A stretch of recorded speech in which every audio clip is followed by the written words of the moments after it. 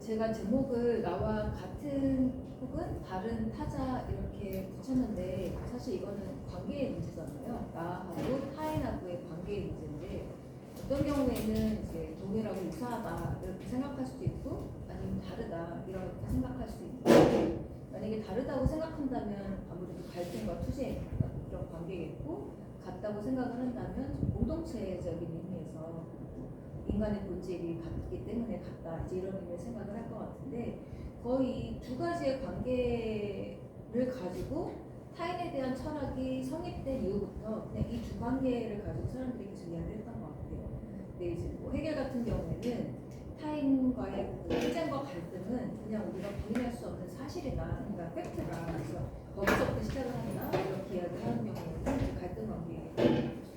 그래서 사실 해결이 그렇게 말했다고 했을 때는 타인과 나는 그냥 애초에 투쟁할 수밖에 없다라고 하게 된다면 철학의 이제 과제는 어떻게 이 갈등을 해소할 것인가 이렇게 넘어가는 거고 또 어떤 경우에는 타인과의 갈등이 먼저가 아니라 그냥 공존이 먼저다 이렇게 하는 철학자들도 있어요. 이제 그 자신의 철학을 그런 방식으로 전달하는 거죠. 근데 문제는 이 타인으로서 철학 안에서 개념화하고 다른 거는 그렇게 역사가 오래되지 않았다고 이야기를 해요. 이제 그러려면은 먼저 타인이 하나의 인격이라면, 그러니까 펄슨이라면 나도 하나의 인격, 펄슨으로 생각을 해야 되는데 나를 하나의 펄슨, 인격으로 생각하는 그러니까 개인으로 생각이 오래되지 않았다는 거죠. 이제 그런 의미에서 이 나 자신도 하나의 인격이고 개인으로 생각하는 역사가 오래되지 않았고 그렇게 되면서부터 타인도 또 하나의 개인이고 인격으로 다르게 존재를 했다고 이야기합니다. 그래서 이제 먼저 보면 저는 지금 홍익대학교에 재직하고 있고요. 그래서 제일 처음엔 타인에 대한 무관심이라고 주제를 잡아서 타인을 다루는 듯 하지만 사실은 타인을 다루지 않았다 이런 내용을 전통 철학에서 이야기하고 두 번째 타인에 대해서 본격적으로 관심을 갖기 시작을 하는데 처음에 현상학에서 특히 후설이 그 해결하려고 하는 하나의 방식이 있어요. 이거 이제 유비추리라고 하는데 아날로지컬한 유비적인 추론을 한다 이런 식으로 타인을 이해를 합니다. 그다음에 세 번째는 이제 갈등은 헤겔이랑 사르트를 이야기할 텐데 이제 헤겔이 아까 말했듯이 타인과의 투쟁과 갈등 이게 애초에 하나의 사실이다 부인할 수 없는 사실이다 라고 이야기하고 또 사르트르도 나중에 시선이나 의식 개념을 가지고 와서 내가 시선의 주체가 되느냐 시선의 대상이 되느냐 이런 방식으로 시선과 대상 사이에서 어떤 갈등 구조 이런 걸 이야기합니다. 그래서 갈등에서는 헤겔과 사르트를 이야기하고 자, 네 번째는 나 타인 세계는 사르트르랑 거의 동시대의 사람이고 제가 공부한 철학자가 이제 멜로퐁케인데 이제 멜로퐁케는 사르트르가 말했던 이 응시의 대상과 응시의 주체 사이의 갈등 구조를 다른 식으로 해석을 해요. 오히려 내가 나라고 이야기했을 때 사르트르는 나는 응시하는 자, 바라보는 자라고 생각을 하지만 멜로퐁케는 나는 이 응시하는 나의 시선이 아니라 나의 몸이다 이렇게 얘기를 해요. 그러면은 가령 이제 대상이라고 몸은 대상이 되는 건데 사실 내가 나의 몸이라고 한다면 여러분 선생님들도 이제 저를 바라볼 때 제가 말하는 방식이나 아니면 저의 제스처나 이런 것들 보잖아요. 근데 이게 단지 대상이 아니라 저의 일종의 캐릭터를 말하고 있는 거예요. 그게 이제 나다 이렇게 얘기를 해요. 그래서 대상으로서의 몸이 아니라 그냥 이 몸이 하는 모든 행동들, 몸짓들, 말투, 억양, 말하는 방식 이것이 곧 그 사람이다 이렇게 얘기를 합니다. 자 그러면서 이 몸을 가진 나, 그러니까 하나의 행동과 몸짓하는 나, 또 다른 행동과 몸짓을 하는 나라고 했을 때 단지 그 나와 나가 아니라 제가 이제 여러 공부를 해서 더 이제 집중하게 되는데 이제 그 사람의 행동과 몸짓과 말이 바로 그 사람의 세계를 보여준다는 건데 그러니까 단지 그 사람을 보여주는 게 아니라 그 사람이 어떤 세계를 자기 주변에 갖고 있고 어떤 세계를 의미 있게 받아들이고 하는 세계를 보여준다는 거죠. 그러면은 나중에 얘기하겠지만 그럼 내가 다른 사람을 바라볼 때 대상으로 바라보는 게 아니라 저 사람이 하는 말투, 행동, 또 몸짓, 뭐 고개를 깍깍거리는 방식 이런 것들을 바라보게 되면서 또 어떤 다른 사물들을 다루는 방식을 바라보게 되면서 하면서 내가 경험해보지 못했던 어떤 다른 세계를 간접 경험을 한다는 거예요. 이제 그렇게 되면서 오히려 나의 세계가 확장되고 더 풍요로워질 수 있는 계기가 타인을 바라보면서 우리가 얻게 되는 결과이다. 이렇게 얘기합니다. 자, 그래서 여기서는 이제 갈등에서 사르트르가 말했을 때 나는 오로지 그냥 바라보는 시선이고 라고 했는데 여러분들은 나는 바라보는 시선이 아니라 나는 하나의 몸짓이고 행동하는 나이고 라고 했을 때 타인과의 관계가 완전히 바뀌게 됩니다.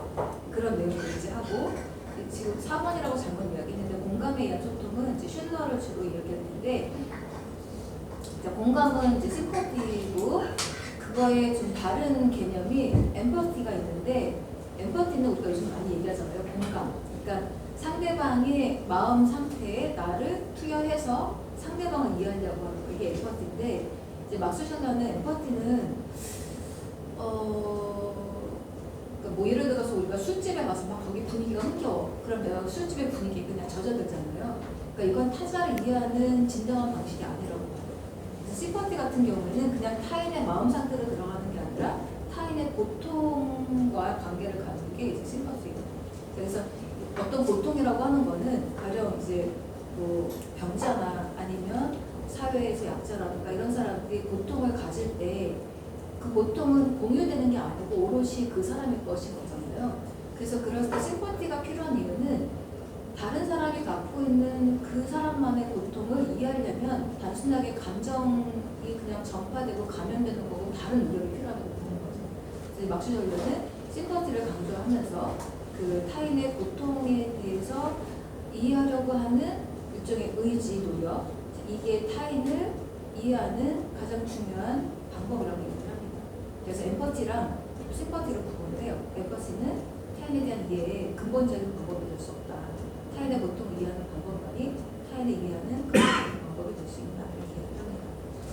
자, 이제 그 대충 그렇게 시작을 하고 넘어가 보면 자, 이제 무관심으로 가겠습니다. 예, 현대 철학에서 타인의 문제는 굉장히 중요한 문제인데 뭐 타인을 다 이야기하잖아요. 현대 철학자들은 뭐 레비나스도 타인의 철학이라고 이야기하고 다 타인을 이야기하는데 과거 전통적인 철학자들은 타인을 잘 취급하지 않았어요. 자, 그래서 가령 데카르트 같은 철학을 유아론이라고 아예 불러요. 그러니까 비판적인 입장에서 유아론은 솔립시즘이라고 해서 그 솔리스라는 단어가 이제 솔리스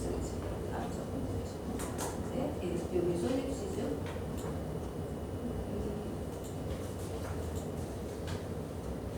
유아론 솔립시즘.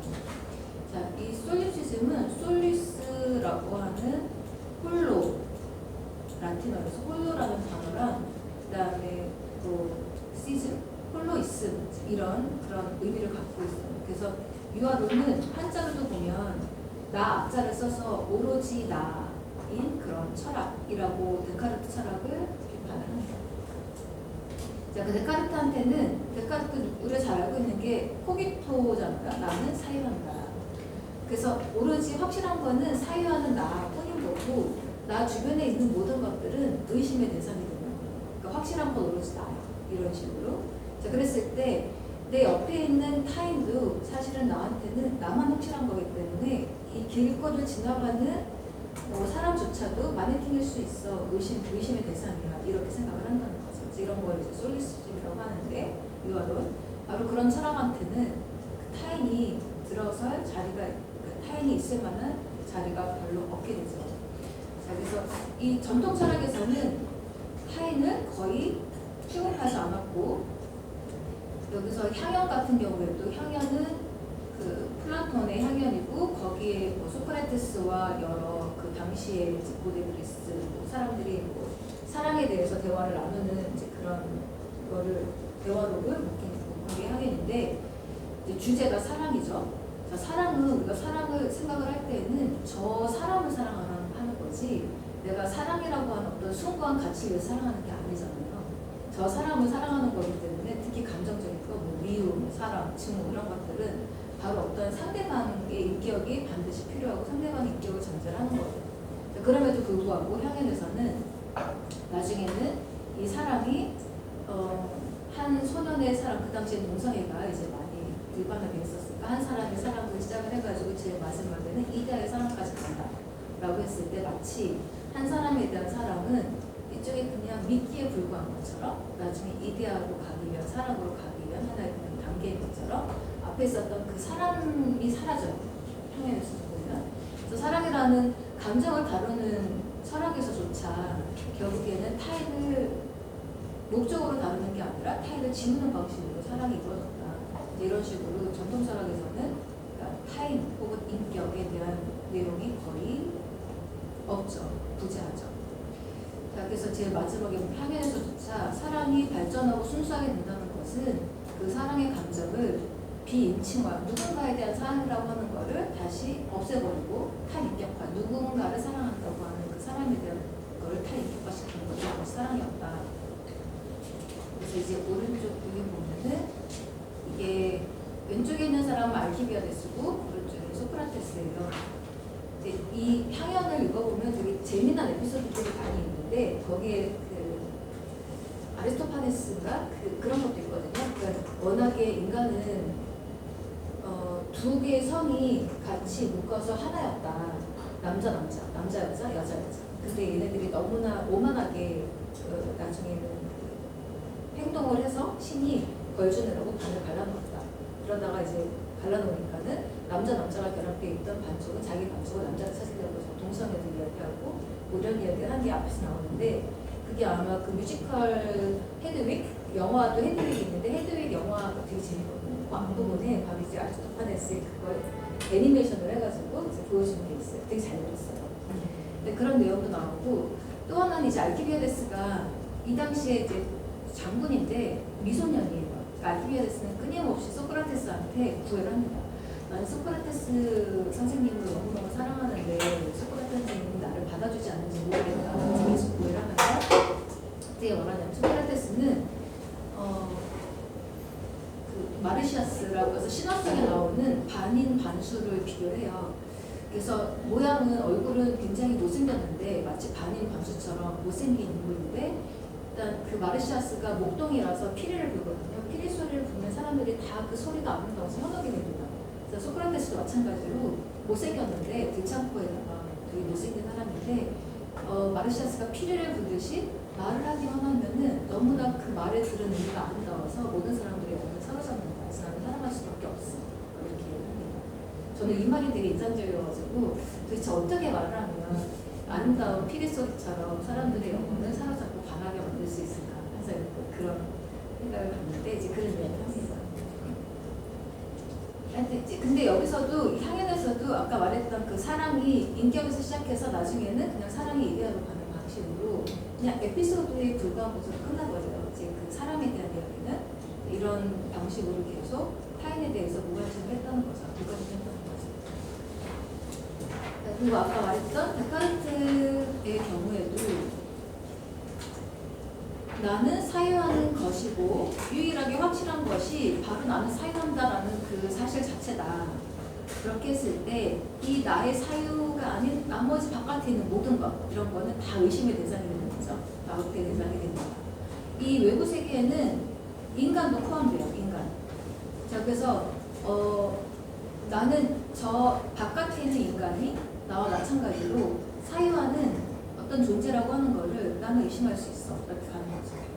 그래서 이제 나의 의심만이 직접 내가 경험하는 유일한 것이고, 그러니까 적어도 내가 생각하는 동안은 생각하고 있는 생각하고 있는 나를 의심할 수 없잖아요. 생각하고 있는 동안만큼은. 그렇기 때문에 나만이 확실하다고 얘기합니다. 나머지는 모두 의식의 대상일 뿐이고 의식의 대상이다. 이런 거를 이제 유아론이라고 부르는데, 즉 타자는 그저 공간 속에 있는 대상으로 나한테 경험되고 나는 나 주체로서 사유하는 나 자신을 확실한 것, 오로지 확실한 것으로 인식할 수밖에 없다. 그 성찰 2번이니까 이제 보면은 창밖에 사람들이 이렇게 지나가는데 그 지나가는 이제 사람들을 나는 저 사람들을 그냥 나와 비슷한 모자와 양복을 걸친 마네킹이라고 나는 의심할 수 있어. 이렇게 이야기를 합니다. 자, 그래서 제가 여기다 그림을 넣은 게 마치 이런 거를 데카르트가 생각한 게 아니고 생각한 게 아닐까. 그리고 마치 마그리트는 데카르트의 이 타인들을 그냥 자동기계 인형처럼 인격이 아니라 그렇게 바라보는 방식을 그림으로 표현을 한 게 아닌가 이렇게 생각을 했던 거죠. 마그리트 그림 보면은 다 똑같은 중절모의 이제 옷을 입은 사람들이 계속 나오잖아요. 거의 동일하게 있어. 거기에는 인격이라고 했을 때 개성이 거기 들어가야 되는데 개성이 전혀 없어요. 그러니까 단지 자동기계 인형처럼 이제 보이는 방식으로 그리는데 이제 데카르트는 그런 방식으로 자기 바깥에 있는 타인들을 보지 않았을까라는 생각을 했던 거죠. 그래서 여기서는 전혀 그러니까 어떤 이 person, 인격 혹은 그 사람 자체에 대한 내용은 기존의 철학에 거의 등장하지 않습니다. 자, 그러다가 이제 현상학 현상학이 나올 때쯤에서 그 비슷하게 프로이트도 정신분석학을 이야기하고 시작을 하는데 거의 1900년 전후 1800년대 말 1900년대 초에 현상학이 나오기 시작을 하고 정신분석이 도스트에서 나오기 시작을 하는데 이제 그때쯤 되면 사람들이 구체적으로 타인에 대해서 고민을 하기 시작을 합니다. 저는 이걸 이렇게 봐요. 그러니까 뭐 프로이트의 정신분석에 나오게 된 동기가 따로 있고 현상학에 나오게 된 동기가 따로 있겠지만 이제 그때가 이제 그 산업사회가 되고 대도시가 발달하고 많은 사람들이 같이 모여서 살게 되잖아요. 그럼 사람들이 모이게 되면은 타인과의 갈등이 일어날 수밖에 없고 그 다음에 그 사회성이 강조가 되면서 억압이 일어날 수밖에 없고 또 특히 프로이트 같은 경우에는 오스트리아의 그 부르주아 사회니까 부르주아 사회에서는 가부장 사회이기 때문에 여성들이 약간 억압당할 수밖에 없고 여성들이 히스테리가 생겨날 수밖에 없고 이런 여러 가지 사회적인 분위기가 타인을 생각할 수밖에 없는 그런 분위기라고 생각을 하는데 자 그래서 이제 그 즈음에서 이제 타인에 대한 관심이 생겨나기 시작을 합니다. 이제 그 해결책 중에 하나가 이제 주주주의 해결책이라는 게 있는데 주주주의는 이제 인텔렉츄얼리즘이라고 해서 그러니까 지성을 통해서 세상을 이해하고자 하는 사상을 이제 인텔렉츄얼리즘 주주주의라고 말하는데 타인도 그런 비슷한 방식으로 이해하려고 합니다. 여기 유비적 추리라고 하는 게 이제 추리가 이미 지성을 활용한다는 거잖아요. 그리고 유비라고 하는 거는 이제 아날로지컬한 어떤 지성의 사용 방식을 말하는 거죠. 이거는 한마디로 나는 나의 경험을 바탕으로 나와 유사한 타인을 안다라고 이야기해요. 아날로지컬 인퍼런스라고 할 수 있는데 자, 나는 거리에서 모자와 외투를 보는데 그 모자와 외투는 내가 착용하는 모자와 외투가 비슷해. 그러니까 나는 저 사람들을 나와 비슷한 사람이라고 나는 이해할 수 있어, 알 수 있어. 라든가 특히 이제 마음의 경우에 저 사람이 울고 있어. 저 사람이 화를 내고 있어. 근데 나는 내가 울 때 데카르트는 난 사유할 때 내가 확실하다고 말하지만 다른 감정적인 표현을 할 때도 내가 어떤 감정이니까 내가 지금 이런 표현을 하고 얼굴 표정을 짓고 내가 울고 하는 걸 내가 잘 알잖아요. 나는 이런 감정일 때 울어. 나는 이런 감정일 때 소리를 질러. 나는 이런 감정일 때 말을 안 해. 라고 했을 때 그럼 나의 감정과 그 표현을 가지고 상대방을 이해를 한다는 거예요. 저 사람이 울고 있네. 그럼 내가 그랬을 때 이런 감정이었으니까 저 사람은 그런 감정이겠지. 이렇게 얘기를 한다는 거죠. 나는 나 자신의 경험을 통해 타인의 태도를 해독할 수가 있습니다. 해독이라고 얘기해요. 그래서 난 내 옆에 있는 사람이 울고 있다면 그가 충격을 받고 있다는 것을 아는데 왜냐하면 나 자신이 나의 경험을 통해서 내가 충격을 받았을 때 울다는 걸 잘 알고 있기 때문에 또 내 옆에 있는 사람이 얼굴이 빨갛게 돼? 그러면은 저 사람이 뭔가 수줍어한다는 걸 아는데 왜냐하면 내가 수줍을 때 얼굴이 빨갛으니까 안다는 거죠. 이런 식으로 나의 행동을 나의 경험을 기반으로 삼아서 타인의 행동을 해독하고 이해하는 거를 이제 유비적 추리라고 합니다. 내가 지성에 의한 이해라고 이야기를 해요. 근데 이제 문제는 자 따라서 내가 타자를 안다는 것은 타자의 몸짓, 자세, 음성을 안다는 것을 지나지 않고 유비적으로 타인의 행동을 해석할 수 있게 되면서 그 타인의 행동이 어떤 의식 상태에서 나오는지를 이제 유출하게 됩니다. 자, 이런 타인을 알터이고 또 다른 자아라고 부를 수 있어요. 그러니까 나의 경험을 바탕으로 해서 이해한 타인이기 때문에 또 다른 나 이렇게 얘기를 합니다. 근데 여기서는 단점이 있죠. 이 유비적 추론에 의해서 타인을 이해한다고 했을 때 결정적으로 이해하지 못하는 경우들이 생겨요. 어떤 경우냐면은 가령 금수저를 갖고 태어난 자제는 저 흑수저를 갖고 태어난 자제를 그걸 경험해 본 적이 없기 때문에 그런 가난을 도저히 이해하지 못하겠죠. 또 이 저 아마존에 있는 요즘에 아마존에 있는 어느 부족들이 갑자기 먹을 게 없어가지고 바깥으로 나온다고 하는데 그 문명화된 사람은 다른 문명에 있는 사람들을 이해할 수 없어. 왜냐면 그걸 경험하지 못했기 때문에. 그래서 유비적인 추론은 한계를 가져요. 내가 경험하지 못한 거는 이해할 수 없다. 이런 얘기입니다. 자, 그래서 이제 그런 거를 나중에 이제 셜러가 그 유비적 추론에 의해서 이해하는 것, 여러 가지에 대한 단점들을 이야기를 합니다. 이제 이거는 제가 넣었는데, 그래서 이 유비적 추론은 어떻게 말하면 락강 정신분석에서 말하는 상상적 자아랑 좀 비슷하죠. 이제 어린아이가 6개월부터 18개월 사이에 거울을 바라보면서 이게 바로 나야 라고 하면서 자기의 자아 개념을 회복한다고 해요. 그러니까 그 전까지는 이제 거울을 보기 전까지는 우리가 아이들 보면은 자기 주먹을 보면서 계속 응시하는 애들 있잖아요. 한 6개월 이전에. 그건 왜 보냐면은 이게 내 거가 아니라서 보는 거예요. 너무 낯선 것이 내 앞에 있네. 그러니까 자기 손을 자기 거라고 보지 못해요.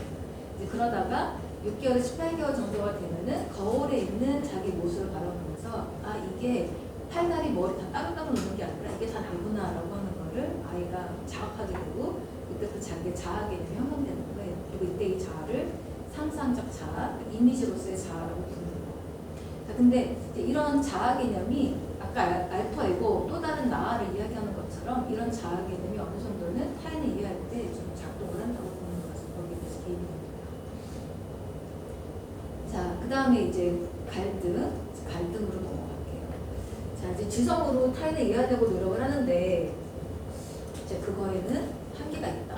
타인을 이해하려고 하는 그 노력은 이 시대적인 사회적 분위기에 의해서 생겨날 수밖에 없고 첫 번째 해결 방법이 유사한 타인을 이해하려는 방식인데 그게 이제 한계가 있다 이렇게 말씀을 드렸고 이제 갈등인데 자 해결은 최초의 사실은 우리가 보통 사실 말할 때 이게 팩트다 이런 말 하잖아요. 이거 팩트니까 우리가 부인할 수가 없어.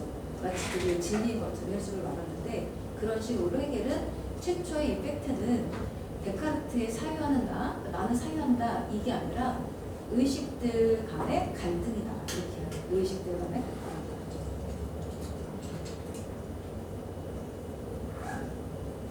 그래서 자기의식은 내가 나를 하나의 의식으로서 생각하는 이 자기의식은 다른 의식들과의 대립으로서만 확립된다. 그래서 우리가 흔히 말하는 인정론만 이게 약간 자기의식을 확보받으려고 하는 그런 노력이었어요.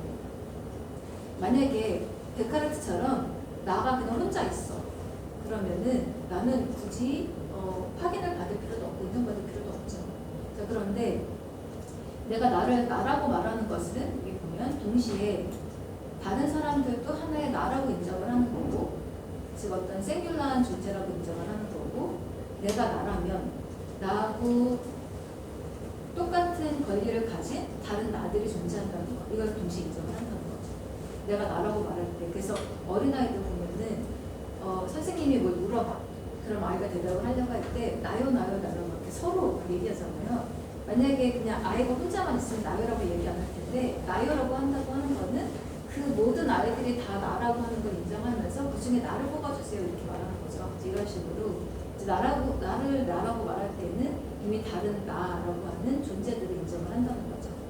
자, 그랬을 때 이제 해겔은 나라고 말하는 것은 나와 거의 같은 수준의 지위에 나들이 있다는 것을 인정하는 것이고 또 동시에 나와 다른 나들을 구별하면서 그 갈등을 인정하는 거다 이렇게 얘기합니다. 내가 나를 나라고 말할 때 이거는 나를 다른 사람들이 하나의 의식이고 하나의 독립체로서 인정해 주기를 바라는 의미에서 내가 나라고 말하는 거죠. 그러니까 어린아이들이 이제 내가 할 거야 라고 말하는 거는 단지 내가 할 거야를 말하는 게 아니라 나를 나로서 인정해 줘 라고 하는 게 동시에 함축되어 있는 거예요. 자, 그러면 이 내가 나라고 말하는 순간 타인도 나와 똑같은 나이고 나를 인정해주는 나가 필요하다는 거죠. 근데 그게 나의 경우만 그런 게 아니라 얘 타인도 똑같이 그럴 거예요. 내가 할 거야. 내가 하려고 할 때 옆에 내가 아니야 내가 할 거야라고 했을 때 똑같이 나를 나라고 인정을 해주라고 하는 걸 동시에 주장을 하면서 나를 강조한다는 거죠. 이제 그런 게 이제 갈등이고 나를 나라고 말할 때 상대방한테 인정을 구한다고 얘기합니다. 자, 그럼 이제 나의 공존이라기보다는 다른 나가 이 나를 인정해주는 인정 욕망과 갈등의 상태로 들어가게 된다는 건데, 자, 해겔은 이 갈등 상황을 우리가 많이 이야기하는 그 준호 변증법으로 이야기를 해요. 주인과 노예의 변증법. 이 주인과 노예는 처음에 그냥 만들어진 게 아니라 아주 원시부족 사회에서는 이 부족과 A 부족과 B 부족이 전투를 벌여요. 그럼 A 부족이 B 부족한테 승리를 하게 되면 B 부족은 전부 다 몰살합니다. 근데 몰살하지 않고 살려주는 경우가 있어요. 네가 만약에 나의 노예가 된다면 너는 살려주마 이렇게 한다는 거죠. 그래서 노예의 단어에 서버스라고 하는 이 단어가 목숨을 보전한 자라는 뜻을 갖고 있다고 합니다. 그러니까 두 부족이 싸웠을 때 만약에 패한 부족은 전부 다 죽는 건데 목숨을 살려줘서 노예가 된 사람들, 이런 사람들을 노예라고 부르는 거예요. 자, 그럼 노예가 됐을 때 어떤 의미를 갖냐면은 이 주인은 노예를 보면서 아 나는 승리자였어 라고 하는 거를 노예를 보면서 다시 환기시키게 돼요. 자, 그래서 이 노예는 주인의 승리를 다시 한번 상기시켜주는 자의 역할을 한다는 거죠. 자, 그러니까 결국 이 의식과 의식 사이에서 인정하는 자는 승리를 인정하는 노예처럼 인정하는 자는 인정받는 자를 위해서 인정하는 자의 역할을 나눈다는 거죠. 근데 서로 나는 인정받고 싶어 라고 하기 때문에 서로 승리자가 되고 싶다고 하기 때문에 인정하는 자, 인정받는 자의 어떤 갈등이 있을 수밖에 없다고 보는 거예요. 자, 정복자의 의식은 이제 정복된 사람의, 즉 노예가 된 사람의 의식 속에서 그 자신의 메아리를 인정받을 때, 그 나는 승리자야 라고 하는 걸 노예를 통해서 인정받을 때 이제 정복자의 의식, 승리자의 의식이 됩니다. 자, 그래서 이 경우에 이 나는 하나의 의식적 존재는 타인을, 자신의 존재를 인정받기 위해서 타인을 하나의 증인이나 내가 자유로운 의식적 존재다라고 하는 것에 거울을 만들면서 타인을 인정을 하게 됩니다. 조금 어려운가요? 그러니까 이제 똑같은 동등한 두 사람이 있을 때 둘이 싸워서 내가 자유인이 되고 내가 노예가 됐을 때 나는 이 노예를 통해서 내가 승리자다라고 하는 것을 알아볼 수 있듯이 내가 인정받는 하나의 자유로운 의식이 된다고 하는 것은 상대방의 인정을 통해서 내가 자유로운 의식이라고 하는 걸 확인하게 되는 거죠. 자, 그래서 이런 경우에는 왜 굳이 이게 필요한가? 저도 약간 이 해결을 보면 굉장히 남성적이라는 생각이 들거든요. 그럼 왜 굳이 난 자유로운데 타인의 인정을 통해서만 나의 자유를 보장받아야만 되지? 이런 생각이 좀 들어요. 이제 근데 남자들의 그 어린 소년들의 세계에서는 서로 싸워서 내가 승리했을 때 나의 자유와 나의 힘과 모든 것들을 인정받는 거잖아요. 그냥 단독적으로는 나의 힘을 인정받지 못해. 싸워서 갈등해서 이겨야지만 인정받을 수 있어요. 약간 이런 거랑 좀 비슷한 것 같아요. 자, 그래서 해겔은 이제 타인과의 그 하나의 갈등 관계를 그냥 주어져 있는 사실, 부인할 수 없는 사실이라고 말하면서 이렇게 풀어냅니다. 자, 그래서 이 영화 전 이거 굉장히 재밌게 본 영화인데 이게 더크버가트라고 독일 유명한 배우고 이 사람이 나오는 집사라는 영화인데 이제 집사는 말 그대로 하인이죠. 노예는 아니지만 하인이에요. 그리고 이 주인이 뒤에 있습니다. 그래서 해겔이 단순하게 주인과 노예의 변증법을 이야기하면서 승리자와 승리를 인정하는 노예 사이의 관계에서만 끝났으면 해결은 거기서 끝났는데 변증법이라고 하는 건 뒤집어진다는 거죠. 뒤집어져요. 처음에는 이제 하인은 주인의 지시를 받아서 무슨 행동을 할 때마다 내가 주인의 지시를 받아서 일을 한다는 거는 너를 주인으로 인정을 해만 이렇게 가는 거죠. 이렇게 가는데 해결의 변증법은 이제 이 하인은 모든 일을 다 합니다. 모든 일을 집안 관리도 하고 정원도 가꾸고 요리도 하고 뭐 손님 맞이도 하고 다 해요. 자, 그랬을 때 주인은 점점 일을 할 줄 모르는 무능력자가 되고 이제 하인은 모든 일을 다 할 수 있는 만능적인 사람이 되는 거죠. 그래서 이제 해겔은 나중에는 하인이 어떻게 되는가? 자유를 택하게 된다. 무엇으로 자유를 택하게 되냐면은 이 물질 세계, 그러니까 생존을 위해서 필요한 어떤 자연 세계, 물질 세계를 능숙하게 다룰 줄 아는 어떤 능숙한 그러니까 숙련인이 되고, 반대로 주인은 지시만 할 줄 알고 아무것도 하지 못하는 무능력한 자가 된다. 이렇게 바뀌는 감식을 이야기해요. 자연의 정복자가 되는 거죠, 하인이. 그래서 뒤에서 보면은 이제 영화가 처음엔 이렇게 시작했다가 시작은 이렇게 됐다가 나중에는 끝에 가서는 이제 물론 지금 호러로 바뀌긴 하지만 이렇게 끝에서 바뀝니다. 처음에는 주인이 하인을 뒤에서 응시하면서 감시하는데 나중에는 무능력한 무기력한 주인이 누워 있고 이제 하인이 그 무기력한 주인을 이제 쳐다보는 이런 장면도 끝에 나와요. 그러니까 나중에는 이 주인이 연애를 하는데 연애할 줄 모르니까 그것까지 이제 하인한테 조언을 구하거든요. 정말 무능력자가 돼요. 자, 근데 어쨌거나 이제 이렇게 갈등 상황이라고 하는 거를 해결은 늘 타인과의 관계에서 있을 수밖에 없는 어떤 사실이다. 이제 이렇게 얘기를 합니다. 자, 이제 뭐 사르트르는 선생님이 그 변경에서는 잘 아시겠지만 제가 잘 모르지만 이제 존재와 무에 나오는 방식으로 이제 사르트르의 타인을 이야기해 본다면 제가 생각했을 때 사르트르는 타인을 세 가지 방식으로 이야기하는 것 같아요. 그러니까 첫 번째 타인은 제가 여기 뒤에 나왔는데 대상. 그러니까 응시의 대상. 내가 어떤 시선이 되고 시선에 놓이는 대상으로서의 타인이고, 두 번째는 타인도 하나의 주체인 경우의 타인. 자, 이 경우는 공원의 사례가 있는데 그 존재와 무에서 보면은 공원 사례가 나와요. 내가 공원을 거니는데 내 주변에 나무며 사람들이며 모든 것들이 내가 중심이 되어서 주변에 나의 주변 환경처럼 펼쳐져. 난 주체가 되는 거예요. 나의 주변의 환경을 이렇게 펼치는. 그런데 조금 가다 보니까는 어떤 남자가 이 벤치에 앉아서 책을 읽고 있어요. 그랬을 때 저 사람은 나의 환경의 대상들에서 갑자기 빠져나왔어요. 왜냐면 저 사람도 하나의 주체가 되는 거죠. 그래서 나의 세계가 이렇게 있고 여기 내가 주체로 이렇게 있다면 여기 이상하게 요 한 남자, 어떤 한 남자가 있는데 이 남자는 요 나의 배경, 환경에서 빠져나와가지고 마치 그 사람 자신만의 세계를 만들고 있는 것 같아요. 대상으로 내가 놓을 수가 없어. 이렇게 되는 거죠. 그래서 이 경우를 마치 이 나의 세계가, 그러니까 내 세계가 사라지고 이 타인의 세계가 갑자기 재편성되는 것처럼 나의 세계가 마치 어떤 수채구멍 안으로 빠져나가듯이 타인이 주체가 되는 순간 나의 세계가 사라져버린다. 이런 얘기를 해요.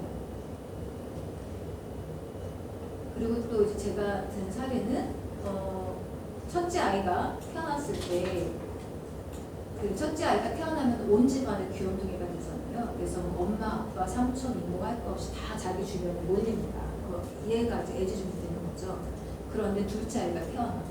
그럼 자기 주변에 있었던 모든 세계가 갑자기 다 우르르 둘째 아이 세계로 옮겨져.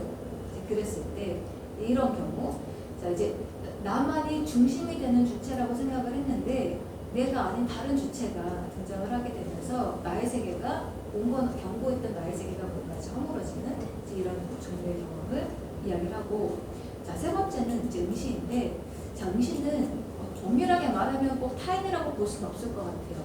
왜냐하면은 이제 이거는 그 열쇠구멍으로 몰래 바라보는 상황을 이야기할 수 있는데, 이제 어떤 아이가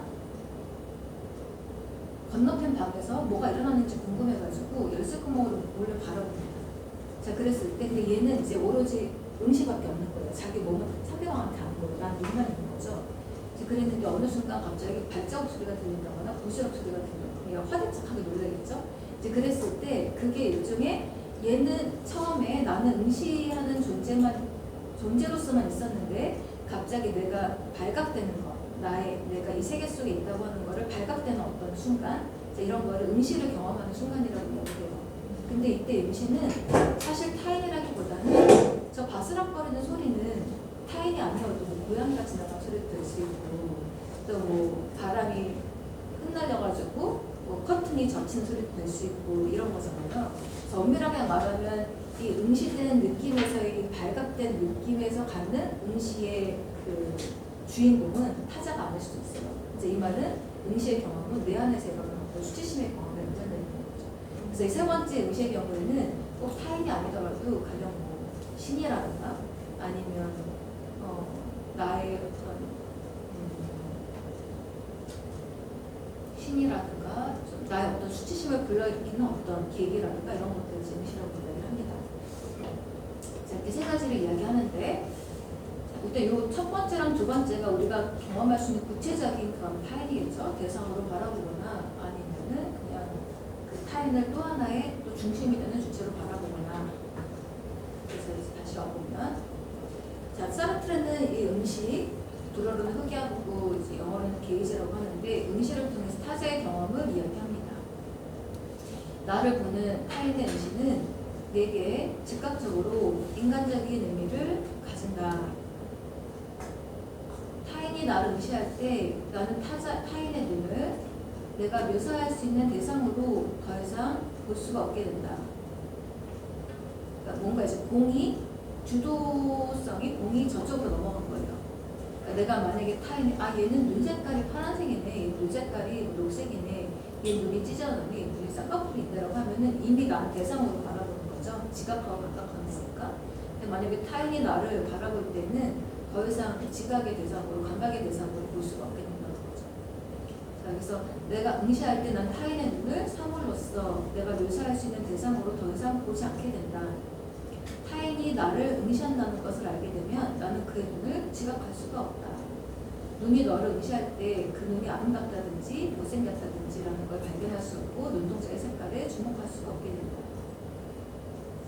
그 다음에 자, 그래서 아까 관음증처럼 나의 자유가 나는 오로지 응시하는 나의 자유가 있었는데 그때 뭔가 응시당한다는 느낌을 갖게 되는 순간 나는 그 나의 자유를 부끄럽게 느끼게 된다. 내가 이제까지 몰래 바라보고 있었구나 라는 나의 자유 자체가 부끄러운 것이 된다. 수치심으로 연결되는 거죠.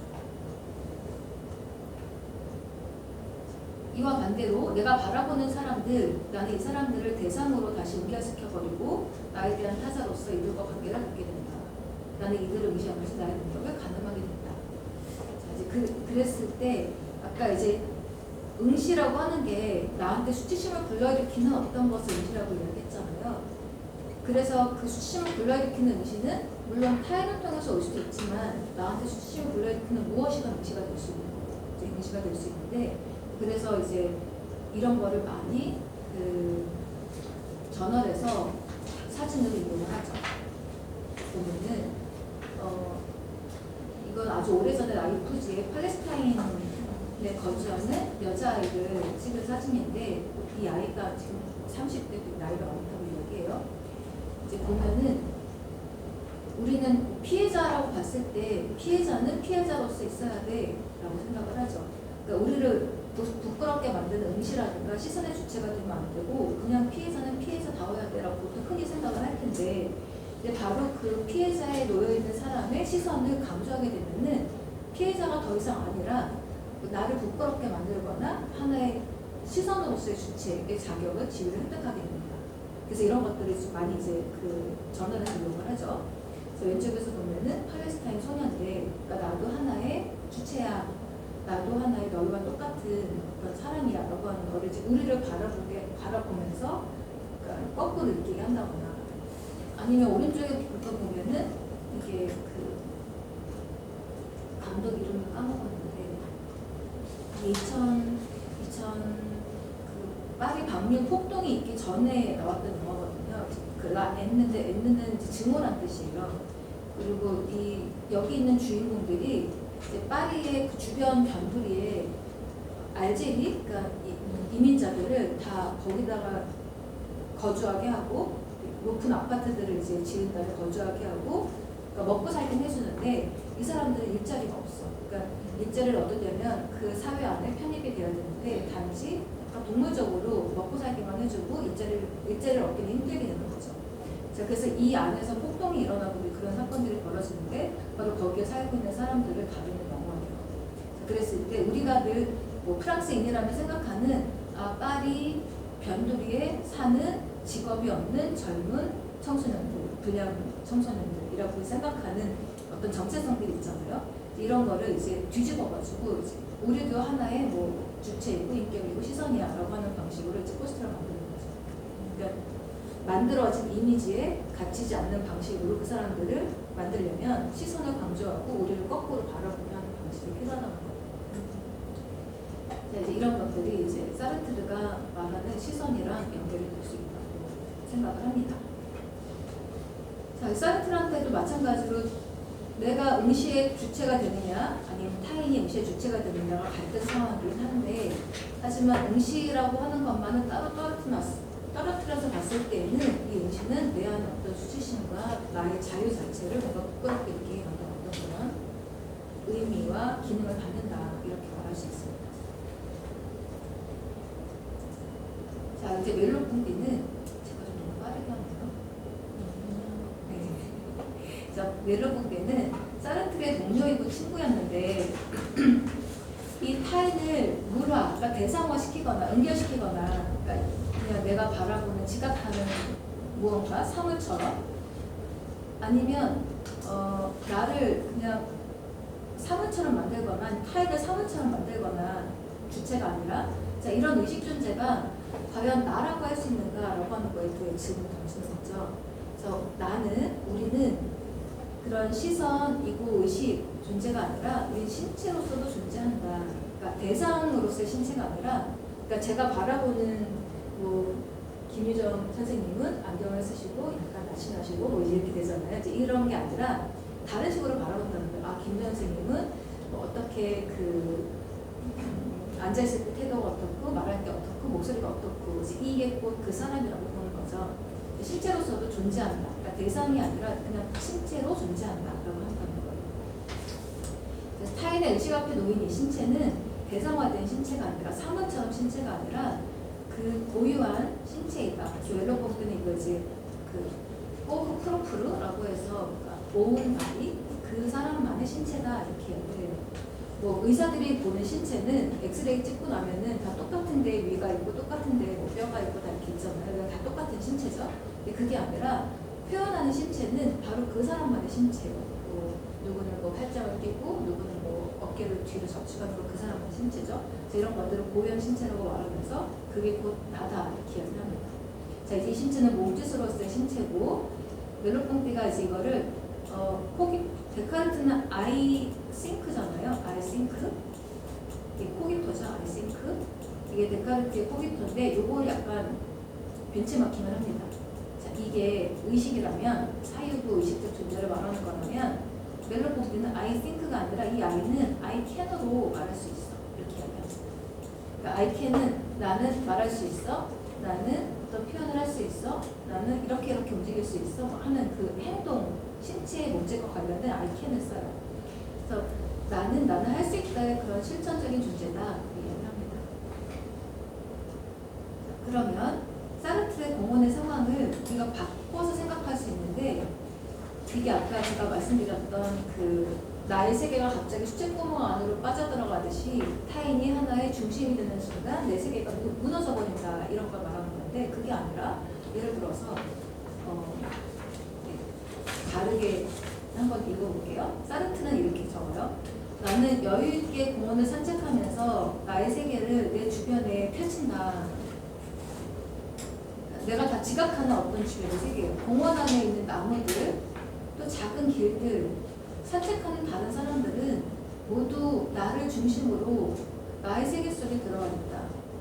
그런데 공원 안에 한 남자를 내가 주목했을 때 나는 이상한 느낌에 사로잡힌다. 그 남자는 어느 순간 나의 세계, 내가 구성한 만든 세계로부터 빠져나와 이제 그 남자가 중심이 되어서 그 자신의 세계를 주위에 펼친다. 그때부터 나의 세계는 마치 수채구멍 안으로, 하수구 안으로 빨려 들어가듯이 그의 세계 속으로 빨려 들어간다, 이렇게 얘기합니다.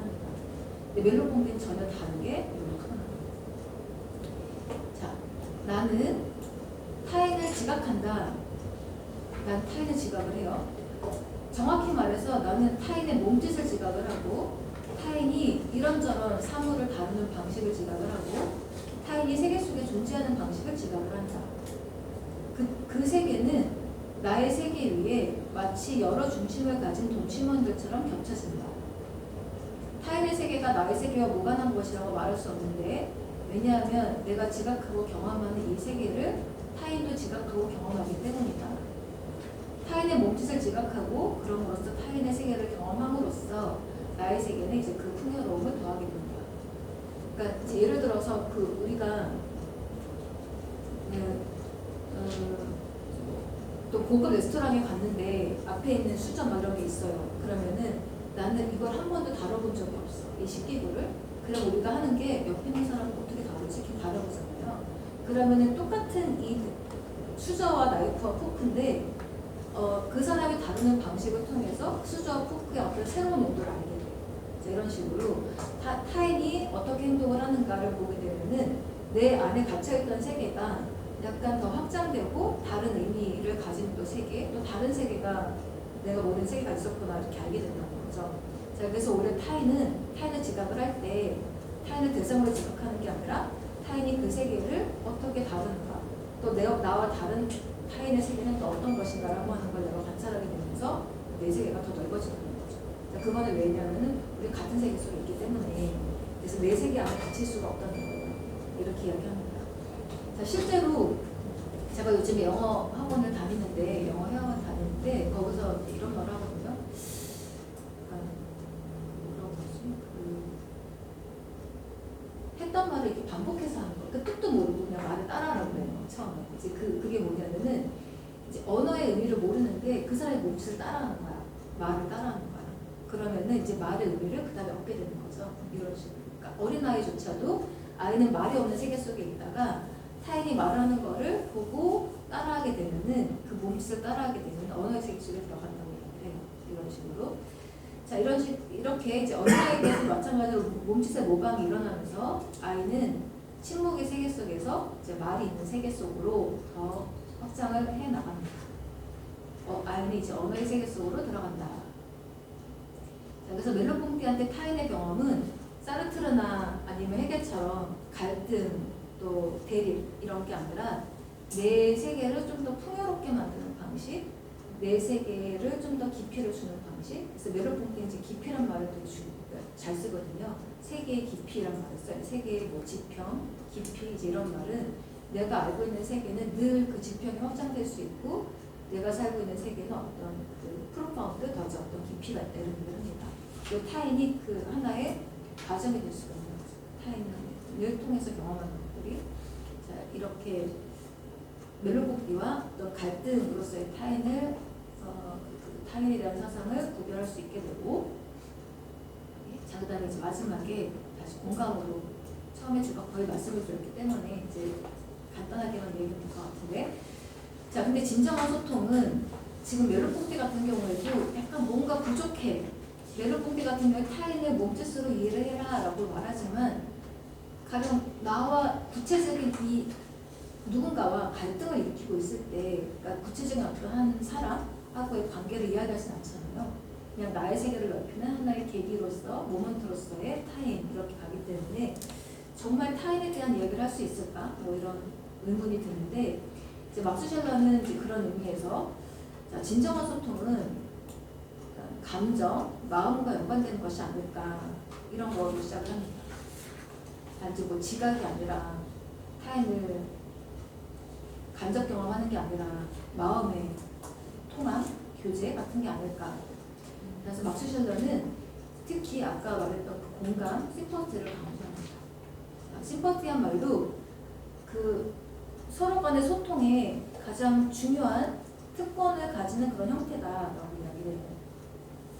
그리고 이런 공감, 심퍼시는 감정이 엠퍼시와 구분한다. 엠퍼시를 이제 한국에서는 공감이라고 번역을 하는데 철학에서는 감정이입이라고 번역을 합니다.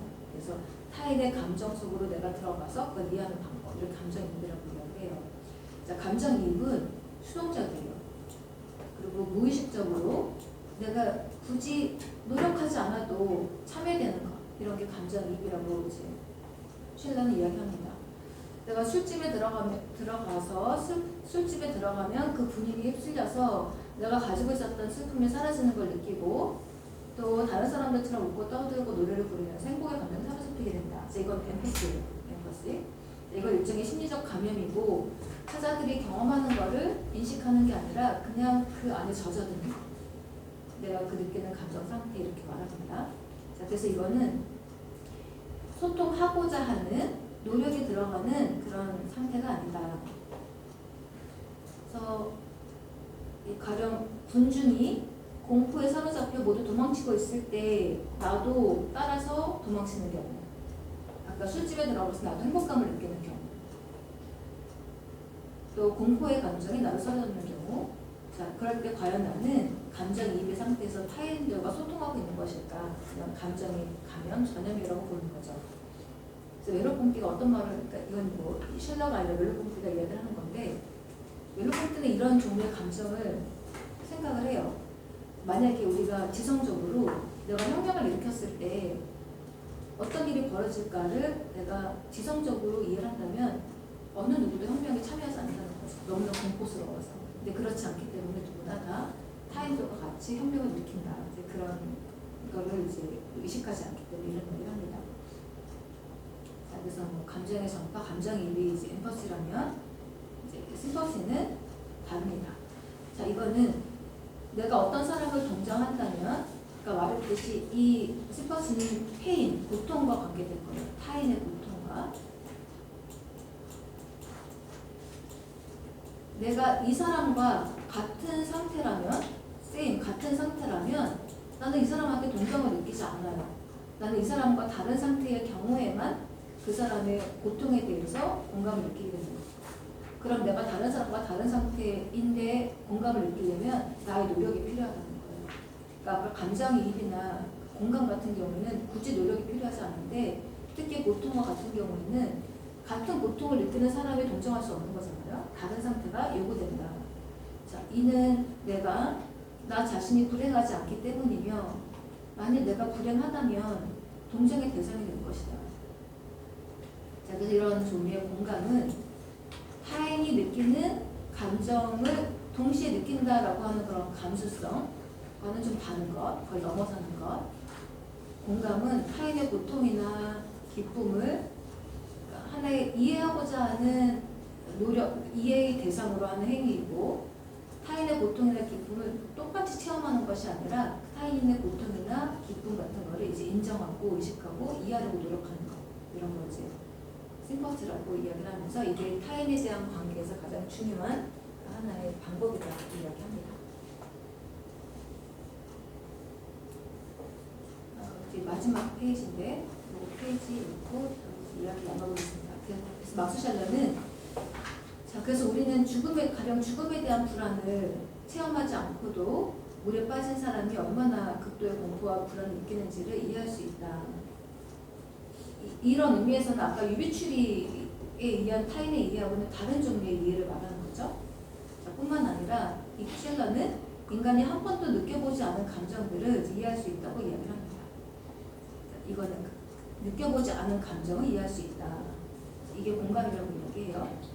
자, 그는 어느 얼굴에서 그가 전에는 짐작하지 못했던 순수함과 청정함을 느끼고 분노에 찬 어느 시선이 그가 상상할 수 없었던 성질, 강렬한 증오를 의미한다는 것을 알고 안다고 하죠. 단순하게 어떤 감정이 아니라. 자, 그에 따르면 우리는 체험할 수 없는 감정에도 공감할 수 있다. 우리는 겟세마네 동산의 예수의 고통함에도 공감할 수 있고, 어린아이의 작은 슬픔에도 그 소리는 공감할 수 있다. 자, 그래서 타인에 대한 이해는 친숙한 경험에서만 생겨나는 게 아니라 오히려 다른 타인을 이해하려고 노력하는 그 과정, 이걸 이제 공감이라고 부르는 거죠. 이해하려고 노력하는 과정에서 타인과의 관계가 생겨나는 거고, 그건 이제 거꾸로 오히려 나의 경험의 지평을 멜로폰트와는 다르게 어떤 나의 어떤 경험의 지평을 넓혀준다. 그리고 나에게 끊임없이 새로운 무언가를 전달해주는 거다. 이렇게 합니다.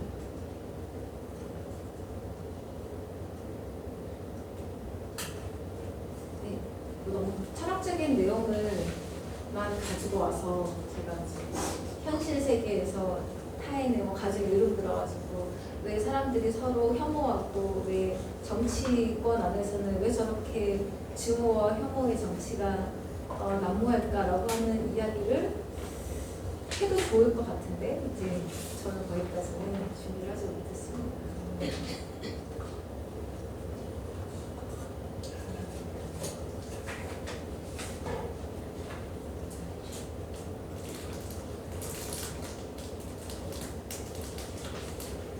원래 이제 1시간 반하고 30분 질문 들어있죠? 1시간. 네? 1시간. 1시간. 3시간하고 30분. 네.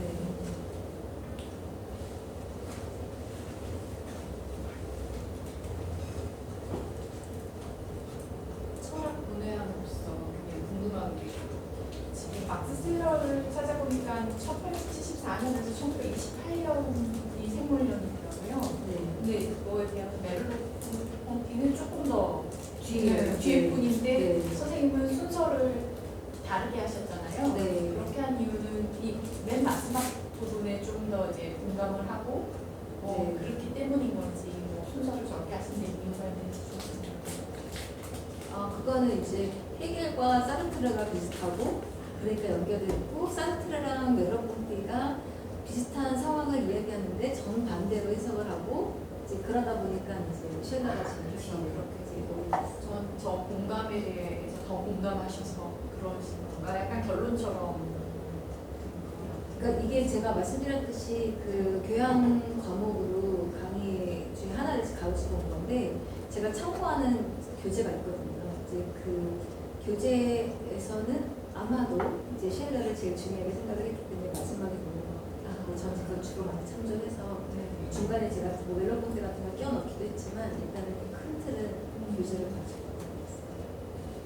저는 메를pom피는 그냥 이름만 좀 알다가 이런 주장을 했구나 오늘 처음 알았는데 네. 밀란 쿤데라의 불멸이라는 소설을 보면 그 소설 자체가 한 사람의 어떤 몸짓에서 시작한다고 이제 그렇게 쓰면서 굉장히 의미를 두면서 가고 있어서 밀란 쿤데라가 되게 철학을 소설에 많이 녹여낸 저자거든요. 근데 그렇다면 메를pom피 영향을 많이 받았나 보다 하는 생각을 좀 했습니다. 경보 선생님 잘 아시겠지만 아마 실존주의 영향을 많이 받지 않았을까요? 그러니까 멜로본들이 실존주의에 속해 있는 철학자 계열이라서 아마 다 읽었겠죠. 사르트르도 읽고 다 읽었거든요. 그런 생각이 아주 흥미롭게 들었습니다. 문학 작품이긴 하지만 거의 뭐 철학적인 사유가 많이 들어가는 그런 작가였어요. 철학적인 소설이라고 보고 있어요. 근데 제가 저거는 그렇다면은 그 타인을 통한 지표를 나타낸다고 하는 것이 문학 작품 속의 인물들을 통해서도 더 확장될 수 있지 않나 하는 생각도 되거든요. 그래서 좋은 작품을 통해서 어떤 그 인물에 대한 그 폭을 더 넓혀갈 수 있고 이해할 수 있는 부분이 있지 않을까. 실존 인물이 아니라 작품 속 인물 그렇게 생각을 합니다. 그렇죠. 네. 중고등학교 때는 특히 이제 세계문화 이런 걸 많이 읽잖아요. 저도 그때 굉장히 많이 읽어가지고 저한테 한 번도 가보지 못했던, 경험하지 못했던 전쟁 상황이라든가 이런 것들을 경험할 수 있는 기회가 되어서 물론 타인을 이해하는 데 도움이 되긴 하는데 일단은 이 타인은 일단 나랑 직접적으로 부딪히는 타인이잖아요. 그랬을 때 내가 이 타인을 어떻게 대해야 할 것인가 이런 문제가 문학 작품에서 내가 해보지 못했던 세계를 경험하는 것도 약간 다른 차원이 있을 것 같아요. 그래서 저는 이제 요즘에 이런 타인 문제가 사회성 문제랑 연결될 수 있다고 보는데 요즘에는 그 외동이 굉장히 많잖아요. 이 타인에 대한 경험은 청소년기 유아기 때 형성이 되거든요. 그래서 그 전에는 아이들 또래끼리 놀기 전에는 부모가 하는 말을 따라야 돼요.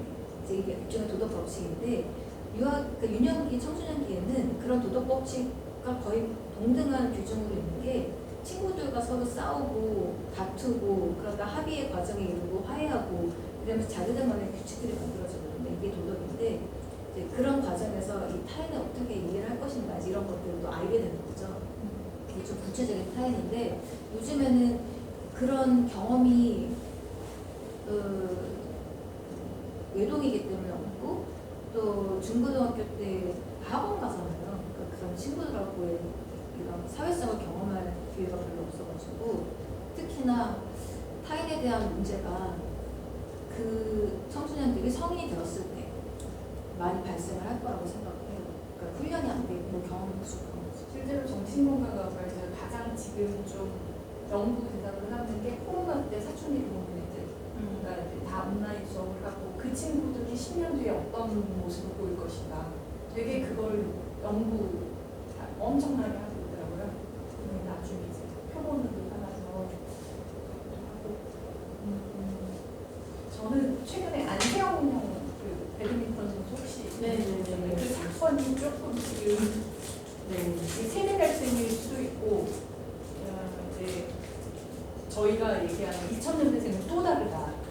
회사에서 막내들은 아직 2000년대생들이 오지는 않은 상황인데 또 다르다고 약간 좀 걱정되고 있는 상황이기도 한데 확실히 되게 다른 것 같기도 하더라고요. 타인을 인식하고 또 이제 그걸 갈등 상황을 어떻게 해결하는 맞아요. 네, 개인 내가 잘하면 그만큼 대우를 해줘야지 뭐 그런 인식도 좀 있는 것 같고 되게 앞으로 정말 이 문제는 타자에 대한 성적으로 되게 좀 또 다르게 다뤄지게 될 것 같다는 생각이 좀 많이 바뀌고 있어요. 네. 그러니까 감정에서 좀 미숙한 것 같아요. 감정을 처리하는 방식에 대해서 젊은 세대들이 쉽게 상처받고 쉽게 애착 관계를 느끼고 뭐 이런 것들이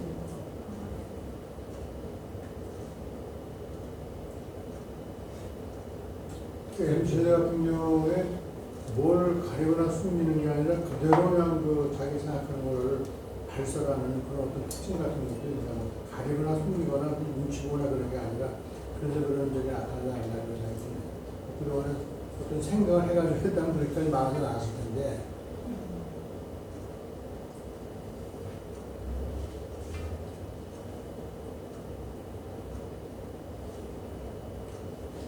저는 개인적으로 멜로디가 뭐 저는 이제 외동도 아니고 청소년기를 친구들하고 막 이렇게 숨바꼭질하고 막 탐험하고 이제 이렇게 다녔으니까 이제 그런 거에는 별로 문제가 없는데 이제 성인이 된 다음에 계속 뭔가 그 판단의 대상이 되는 경우가 많이 있잖아요. 그러니까 인정받으려고 하는 사람이 있고 나도 어떤 사회 속에서 인정을 받고 싶어하고 막 이러는 게 저절로 형성이 되었을 때 그런 관계에 머물게 되면은 늘 타인과의 갈등 상황 속에 있을 수밖에 없는 건데 그런 경우에 멜로봉디가 말하는 그 타인이 말하는 것과 타인이 행동하는 것 이거를 구분해서 바라볼 수 있는 약간 그런 논리가 생겼어요.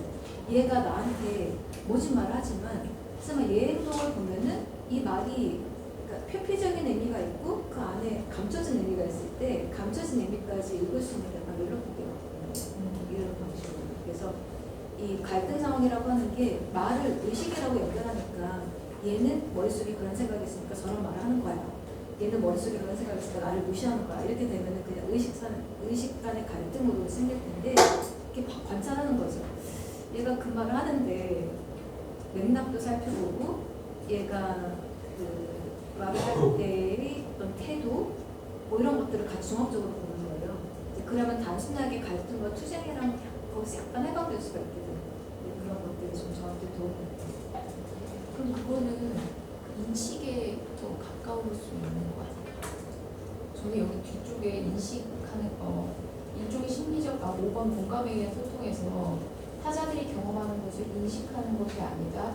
참된 공감은 의식의 상태에 달리는데 항상 의식과 인식에 대한 그 용어 부분에서 예를 들면 그 미술 작품이나 이런 것들은 사실 인식에 저는 가깝게 감상된다고 생각하거든요.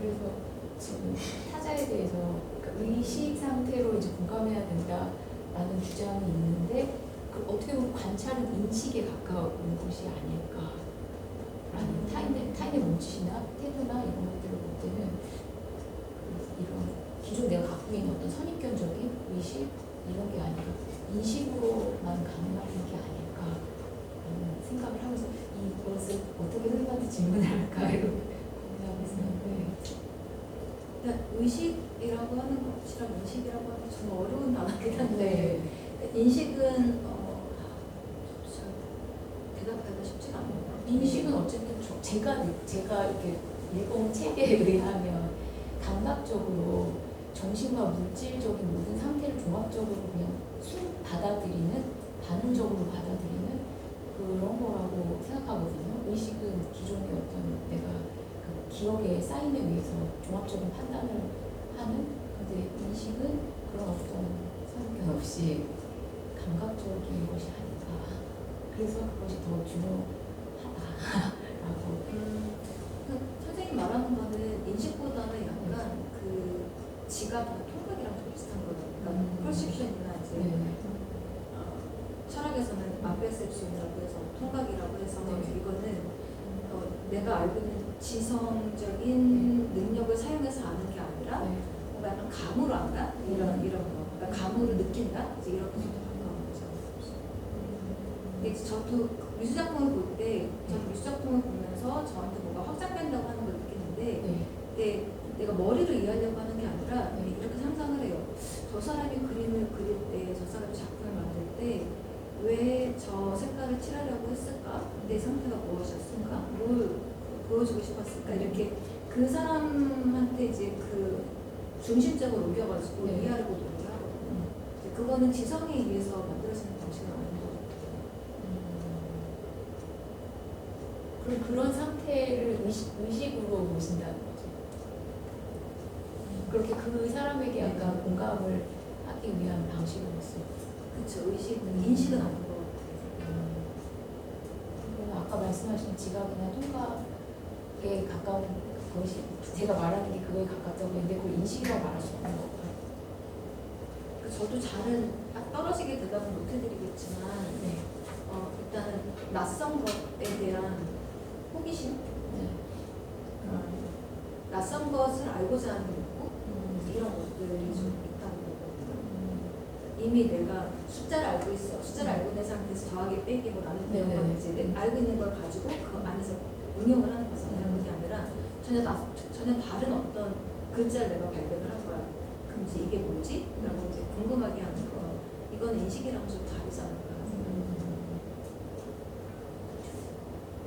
어떻게 인식이랑 의식이랑 어떻게 다르죠? 지각, 그러니까 인식이라고 하는 건 주관하는 객관이 분리가 되는 상태예요. 내 놔두는 단계가 아니라 저기 의식이 작용하는 그 저기 지표, perception, 지각이라고 하면 약간 전이라고 인식 전이라는 거. 인식의 전 단계의 의식. 지금 말씀하신 것처럼 그러니까 조금 좀 주관가 좀덜 불안해졌을 때 저는 그렇게 보죠. 그거 관련돼서 그 사소한 거 하나하고 또 하나는 제가 평소에 갖고 있는 지금 마지막 대목에서 제가 지금 내부가 지금 책도 나오니까 어떻게 좋으니까 많은 이들을 응시하면서 자라면서 나의 능력을 가늠하게 된다라고 하는 문장이 제 기억에 의하면 지금 뭐 후바라고 맨 아래 여기요. 지금 후바 그때 후바가 나는 능력보다 힘이라는 거지. 아 맞아요. 힘이죠. 후바. 일상식의 능력보다 그래요. 사소한 것이고. 선생님 아까 이제 그 사소한 때 이렇게 얘기하면서 저는 개인적으로 이제 사람들과 이제 어깨하라고 꼬라고 시체하고 시절을 타자를 설명하면서 기술의 필요 때문에 어쩔 수 없이 그러니까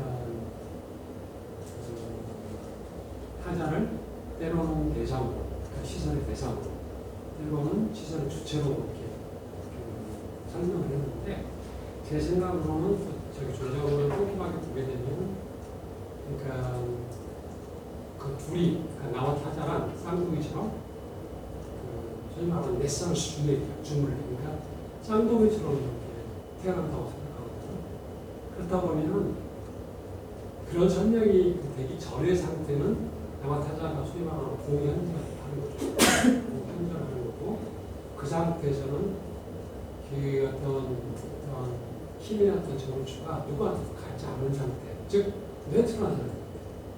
그 상태에 있다가 딱 만나서 나랑 비슷하네, 뭐 이렇게 저런도 뭐 이렇게 저기 안을 박아버려서 그런 것들이 불안된다고 생각하는 초점이거든요. 그래서 선생님이 아까 때로는 대상, 때로는 주체, 때로는 의시로 구분하는 것이 조금 좀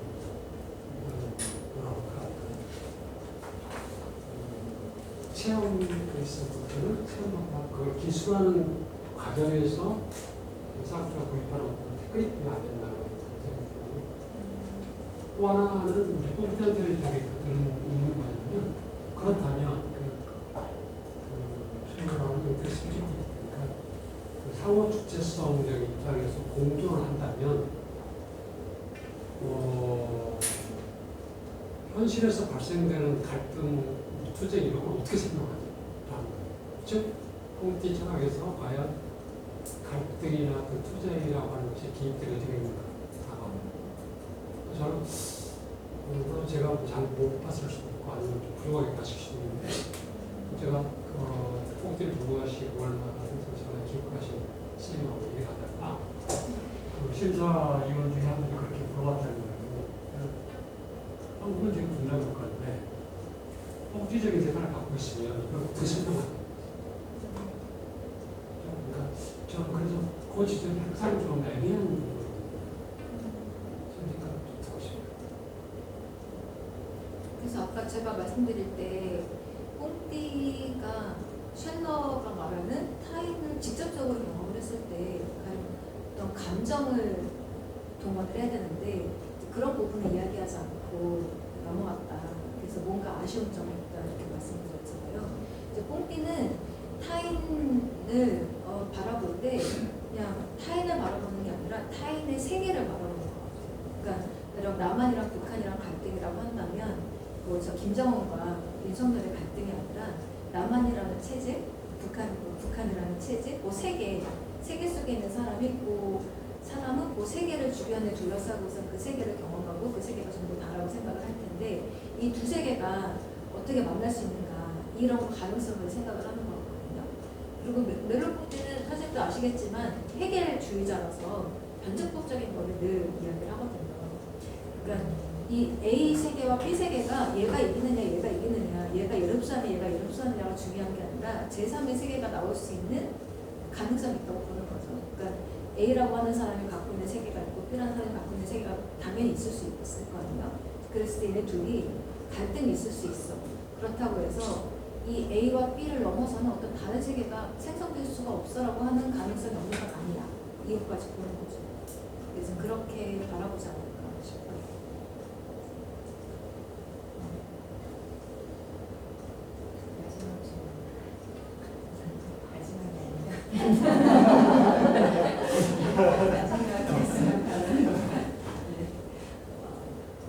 전체 주제가 행복한 생일 아니어서 그거 어떻게 연결을 시켜서 결론을 맺으실지 궁금합니다. 하나의 건강 아니에요? 하나의 건강.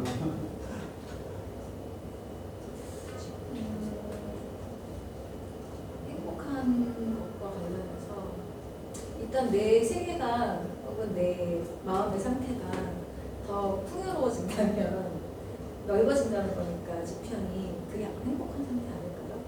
나만 행복해라고 하는 게 아니라 나도 행복하고 얘도 행복하고 다 행복하네 이제 이런 거랑 좀 비슷하게 근데 그런 가능성들을 메르포티나 아니면 셜러가 타인을 이해하는 방식에서 모두 다 행복해질 수 있는 가능성이 진짜 행복이다라고 하는 거를 좀 알려준 게 아닐까 생각이 좀 들긴 해요.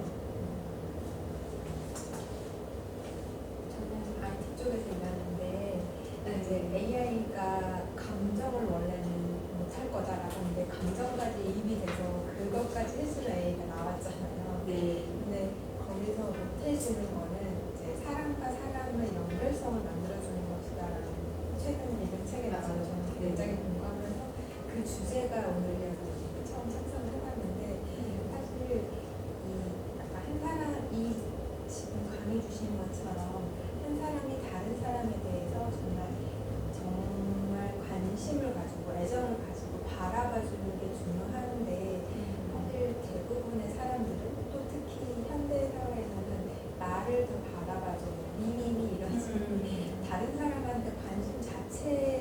이제 자기를 위한 수단이지 정말 이런 관심 자체를 두는 것까지 안 하는 것 같아요. 지금 주신 강의 내용은 그 방법론에 대한 게 많았던 것 같은데 그 관심 자체를 안 두는구나. 이런 거는 어떻게 해야 될지 좀 개인적으로. 제가 다른 데에서 AI 그 감정을 소통하시는 AI가 과연 가능한가 이제 그런 이야기 나눈 적이 있었거든요. 센티드 AI도 기획을 하더라고요. 근데 저는 기본적으로 AI가 감정을 가진다는 건 불가능하다고 생각을 하고 문제는 그런 AI를 사람들이 어떻게 반응하는가가 더 중요한 것 같아요. 그러니까 만약에 이미 사회 속에서 좀 타인과의 관계가 없는 고립된 사람의 경우에는 그렇다고 해서 그 사람이 감정이라고 하는 인간의 가장 기본적인 욕구를 계속 충족시키려고 노력을 할 거 아니에요. 그런 사람이 AI를 상대를 하게 된다면 굉장히 위험한 거죠. 그러니까 인간 사회에서 고립된 자신의 감정 상태를 AI와 소통을 하게 되면서 만족을 시킨다. 뭐 이런 거죠. 그러니까 꼭 AI까지 가지 않더라도 노년이 되면은 가족들이랑 떨어져 혼자 살면서 반려동물 키우잖아요. 그래서 뭐 동물농장 같은 데 보면 자주 나오는 게 이 내 반려동물이 없으면 나는 더 이상 못 살았을 것 같아. 뭐 이런 식으로. 이제 이분들도 나이가 드니까는 사회에서 고립이 돼서 근데 감정은 필요해. 그랬을 때 자기 감정을 나눌 수 있는 반려동물이 필요한 건데 반려동물이 과연 인간과 같은 감정을 가질까? 저는 그렇게 생각 안 하거든요. 그러니까 그거에 대한 어떤 리액션인 것 같아요. 인간의 리액션.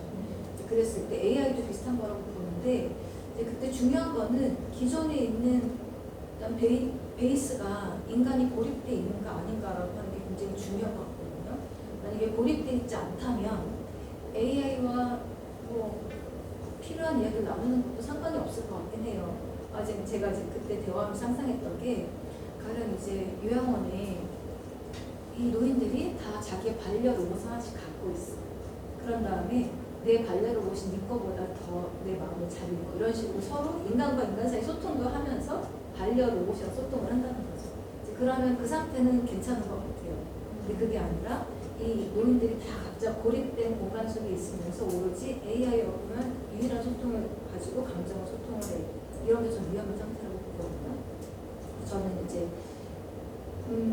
그거는 그 문제는 AI가 오히려 더 큰 위험을 가지고 올 수 있다고 보고 그런 경우를 생각했을 때 그러니까 그걸 해결할 수 있는 거는 현실에서의 경험, 그러니까 사람 대 사람 경험 이런 거를 그러니까 포기하지 말아야 된다는 게 저는 기본적으로 깔려있는 디폴트 구조로 생각을 하거든요. 그러니까 아니면 굉장히 위험한 상태가 될 수 있을 거예요.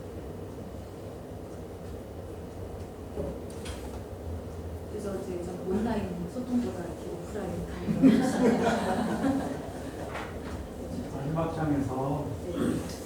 공감하고 감정이입하고 좀 저는 이제 여기 제가 궁금해서 찾아갔어요. 그 부분에서 네. 임퍼스라는 말도 감정이입이라는 말도 사실 굉장히 좀 타자 입장에서 뭔가 정서적으로 이렇게 공감하고 이렇게 능동적으로 그 이해하려고 하는 어떤 의지 이런 걸로 이렇게 정의가 되는데 막스웰은 좀 약간 부정적인 걸로 이렇게 기술이 되어 있어서 그래서 저는 공감이든 심퍼시든 엠퍼시든 이게 이제 그 의미 차이가 이게 그러니까 분명하지 않으니까 이제 어떤 차이가 있는지 또 이렇게 신문도 많이 있고 그러는데요. 거의 좀 비슷한 게 아닌가 싶었어요. 네. 그리고 이제 또 막스웰은 좀 수동적인 걸로 이렇게 보는 것 같은데요. 마지막에서 어떤 그 뭔가 두려움에 빠져가지고 다들 이제 도망치고 그걸 보고 내가 도망친다고 했을 때 그걸 단순히 수동적인 걸로 봐야 되는지 왜냐하면 그것도 공감이잖아요 일종의. 그러니까 저 사람이 왜 공포를 느끼는지 알기 때문에 나도 똑같이 이제 그걸 느끼고 도망친단 말이에요. 그거를 무의식적이고 단지 수동적인 걸로 해석을 할 수 있는 건지 저는 좀 궁금해요. 그러니까 그거는 수동적 100%를 말한다기보다는 셜러가 말하는 심퍼시가 100% 의식이기 때문에 노력이기 그러니까 때문에 이제 뭐 여러 가지 공포든 또 여러 가지 이제 뭐 그 인간의 감정이라는 게 많잖아요. 분노의 감정, 증오, 사랑, 두려움, 연민 같은 여러 가지가 있는데 기본적으로 이제 그런 것들이 일단 그 감정이 주어졌을 때 그거에 대한 왜 그런 감정을 갖는 건지 그 차원에서 이제 그게 그러니까 이제 왜 이 사람이 부당하게 불행을 당하는지 거기에 대해서 우리가 이제 연민의 감정, 동정심을 느끼잖아요. 그 이유를 알기 때문에 우리가 이제 공감하는 거잖아요. 그래서 단순히 감정의 어떤 공포나 뭐 이런 그 감정의 차이가 아니라 일단 감정을 대하는 태도 거기에서 뭔가 좀 일치하는 뭔가가 있지 않느냐 서로. 그러니까 내가 분노의 감정을 느끼면 똑같이 같이 그래서 이제 우리가 뭐 친구 흔히 동거동락 하잖아요. 그러니까 같은 친구라는 것은 이제 사실 뭐 남자 간에 또 뭐 이렇게 같은 또래뿐만 아니라 필자라는 것도 어떻게 보면 이렇게 보면은 나하고 친해질 수 있는 그런 친분 관계 있는 사람이거든요. 사실. 그런 사람이면 똑같이 나와 비슷하게 똑같이 반응을 할 수 있다는 거죠. 분노의 감정, 마땅히 불의한 일에 대해서 똑같이 불의를 느끼고 왜 그게 왜 불의한지를 서로 이제 공감할 수 안 가는 거예요. 또 뭐 반대로 뭔가를 사랑해, 아 저 사람 좋은 사람이야, 저 사람 칭찬해야 될 거면 거기에 대한 또 공감이 있을 거고 단순히 그냥 사랑하는 게 아니라 그 이제 감정이입이 그래서 누구 이렇게 시알레처럼 수동적으로 볼 필요는 없을 것 같아요. 아마 셜러가 감정이입한적으로 말하는 거는 셜러의 현상학이니까 후설이 그 감정이입을 가지고 타인을 설명을 하는 그러니까 좀 되게 보통의 이해하는 그 사전적 의미나 보통 사람들이 이해하는 것과는 좀 많이 좀 벗어난 의미로 이 셜러가 이 엠퍼스라는 말을 쓰고 있는 거예요.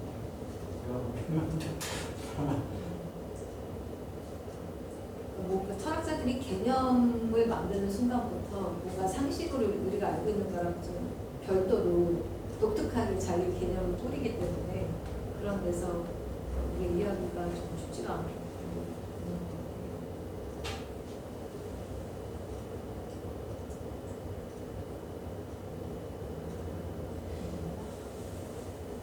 그럼 선생님은 그 엠퍼시랑 그다음에 심퍼시랑 차이를 어디에다 두고 계시는지 설명하시는 거예요? 글쎄요, 저는 모르겠습니다. 우리 이제 구글이나 뭐 검색 많이 설명도 그랬는데요. 글쎄요, 근본적으로 이제 저는 차이가 없을 것 같은데요. 또 이게 철학적인 거, 보통의 뉘앙스의 차이는 있을 수 있겠습니다. 일단 이제 파토스 그리스에서 나오는 그 영상이고 느끼는 건데 그 느끼는 그 감정이라는 게 이제 사실 감각을 통한 거였잖아요. 그래서 눈으로 보고 듣고 특히 그런 거를 이제 똑같이 느낀다는 거잖아요. 이제 그 이유가 있죠. 사랑에 대해서, 추모에 대해서, 두려움에 대해서 그 이유를 이제 똑같이 인식을 하는 거기 때문에 아니 그냥 똑같이 도망치는 무서워서 다한다고 해서 이게 수동적이냐 굳이 그냥 그 이유를 알기 때문에 그 이유를 모르는 사람은 도망치지 않겠죠. 가만하게 그 사람은 오히려 소통 못한 사람이 아닌가.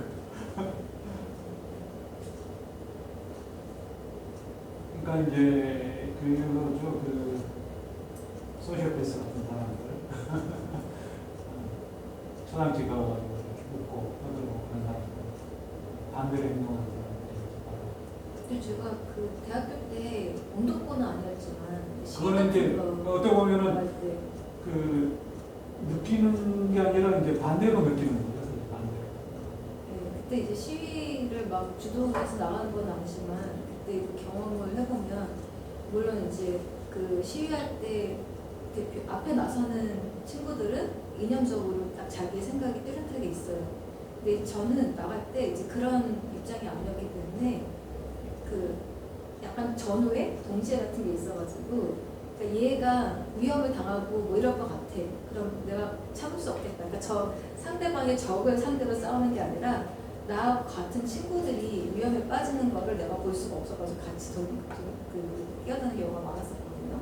이제 이런 경우에는 선생님 말해준 것처럼 공감에는 이미 그 안에 뭔가 공통의 지평이 이미 마련된 상태에서 그런 공감이 발생을 하는 것 같은데, 근데 슐러가 말하는 이 심퍼스는 공동의 지평이라고 하는 게 아예 없는 상태에서 얘와 나가 너무 차이가 커. 그랬을 때는 내가 이해할 수 있는 가능성이 없어.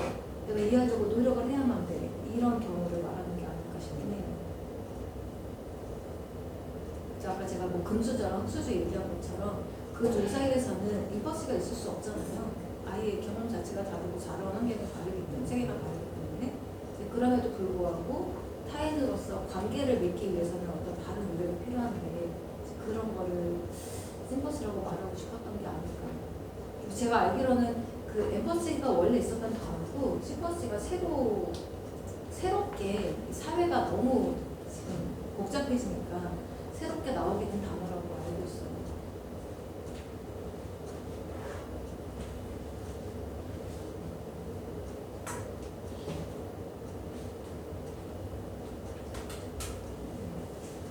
그런 거는 어떻게 생각하세요? 요즘 그 MZ세대한테 MZ세대들은 가장 행복이라고 하는 게 내가 내 것을 성취한 다음에 내 것을 뺏기지 않는 거. 이걸 이제 행복이라고 생각을 하거든요. 그러니까 아까 제가 말씀드렸듯이 그 행복이라고 하는 거는 나는 이제 쉐어하는 게 행복이다 이렇게 얘기했잖아요. 이런 거 약간 이해를 못해요. 근데 우리는 어렸을 때 계속 공동체적인 뭐 친구들이랑 같이 뭐 빵 하나 놓고선 막 배고픈데 나눠 먹는 재미가 있잖아요. 이제 이런 것들 행복감이라고 느끼는데 그게 아니라 이제 이건 내 것이니까 내가 오롯이 간직을 해야 돼라고 하는 게 행복이라고 느끼거든요. 나누는 거를 잘 몰라요. 그러니까 그걸 싫어하는 게 아니라 경험이 없어. 나누는 거에서 느껴졌던 어떤 즐거움과 행복 같은 거 이런 것들이 사실은 조금 차이가 있다고 봐야지. 과연 행복이 어떤 게 행복일까? 내 것을 내가 성취해서 그거를 빼앗기지 않는 게 행복일까? 아니면은 나누는 것이 행복일까?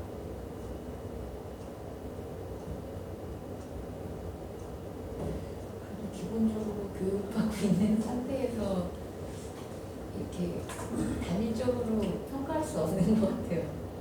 아이들이 그 일부러라도 이제 봉사활동 같은 거 점수 때문에 하기도 하고 이러면 저는 꼭 그렇지만 않고 그 아이들이 직업인으로 성장하기 위한 그 방문에서의 어떤 경쟁 때문에 일시적으로 저는 그런 태도를 보인다고 생각하고 결국은 우리가 되게 공리적인 생각 또 이렇게 그 서로 공유한다는 게 아름답다는 거는 인간의 어떤 좀 기본적으로 갖고 있는 성향, 성품이라고 생각해서 그런지 긍정적으로 보다 긍정적이네요.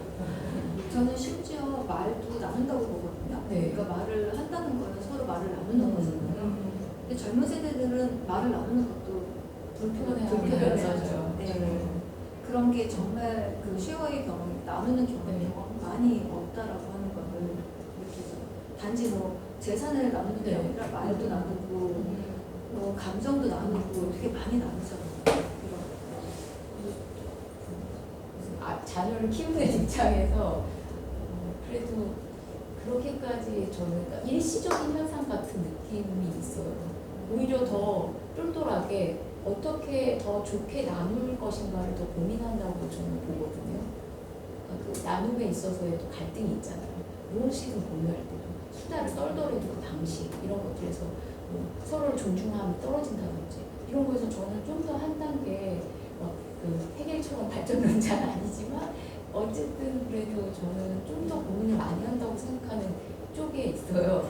그래서 오늘 그 선생님께서 지금 말씀해 주신 이 쉘러의 이야기에는 엄청 공감하는 게 게으름을 극복하긴 해야겠구나. 그 남을 알려고 하는 그것을 좀 더 많이 그리고 그것이 기쁨이구나 이런 것도 좀 많이 알려주면 좋겠다는 생각이 많이 들어요. 지금 런던에서 그 난민들 뭐 막 그 시위하잖아. 난민 쫓아내라고 노팅엄인가 거기에서 시위하는 거 저들도 공부를 안 했구나 이런 생각이 들더라고요. 뭔가 이제 모르면은 이제 더 공감하기 어렵다는 부분에서는 완전적으로 MZ들도 약간 말씀하신 대로 경험이 적어서 걔네도 나이가 들고 좀 사회생활을 많이 하다 보면 그 방식이 좀 달라져서 그렇지 그래도 희망이 없진 않아 보이긴 해요.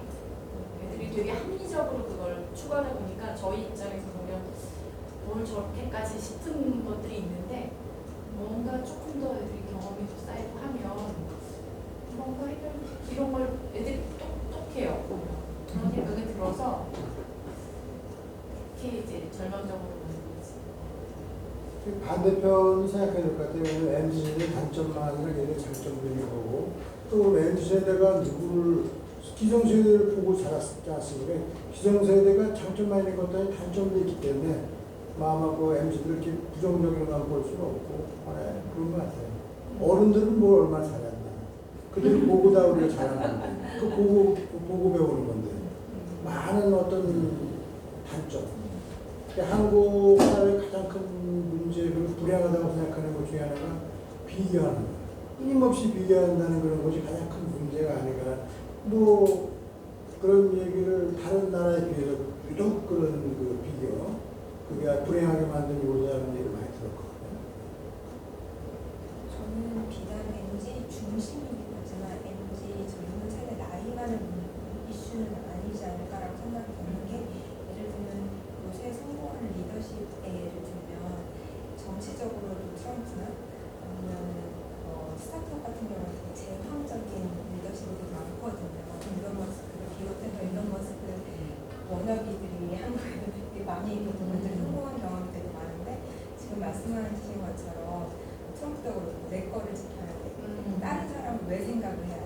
그럼 넌 손해야. 이거를 전반적인 분위기가 이렇게 되는 분위기고 저도 이제 뭔가 제 걸 하려고 하면 지혜님은 너무 다정해서 안 된다 이렇게 하는데 왜 남한테 관심을 가지고 내 세계관을 확장해야 되는지 이거부터가 지금 공감이 안 되는 것 같거든요. 이 공감을 받을 기회가 이렇게 성찰하는 개인에만 되어 있지 사회적으로는 그런 공감대가 좀 없는 것 같아요.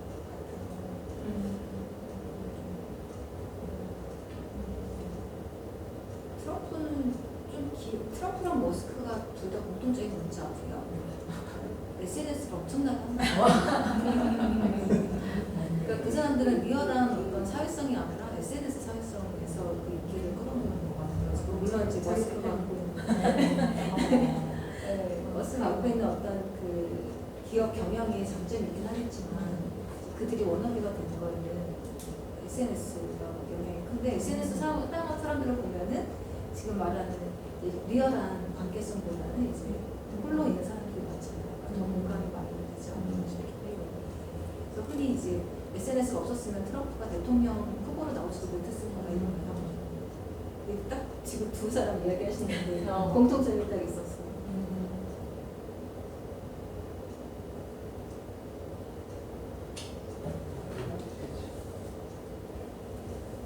여기 이제 제가 하나 찾아보면 네이버에서 이렇게 설명이 되어 있네요. 엠퍼시는 대상을 이해하는 것에서 나아가다가 감정이 이입되는 깊은 단계의 공감이라고 했고요. 심퍼시는 반대로 대상의 상황을 이해하고 공감하거나 나쁜 상황에 대한 안타까운 감정은 같지만 내가 그 대상이 된 것 같은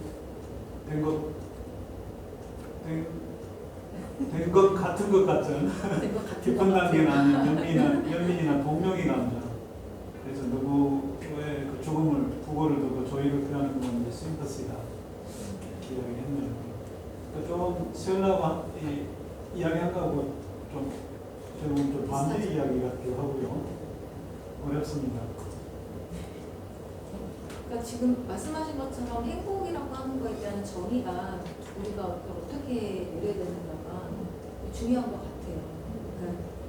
그러니까 인간의 가장 기본적인 요구를 충족해줬을 때 기본적인 행복이 이제 만들어질 텐데 그 기본적인 요구가 내 것을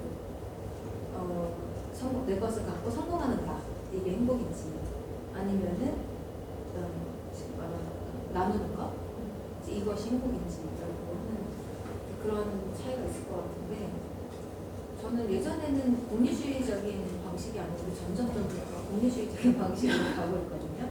그러니까 예를 들어서 피터 싱어 같은 경우도 자기는 공리주의자라고 이야기하면서 인간이 행복하다고 말하지만 사실 100% 행복은 없다, 100% 어떤 규칙은 없다, 뭐 99%의 그 기쁨과 1%의 고통이 있듯이 늘 같이 공존을 하는 건데, 그 기쁨의 정도를 퍼센티지 늘리는 것까지 이게 윤리적으로 옳은 거라고 생각을 하는 이야기를 하거든요. 제가 보기엔 성공은 100%를 늘 목적으로 두는 것 같아요. 이제 그런 의미에서.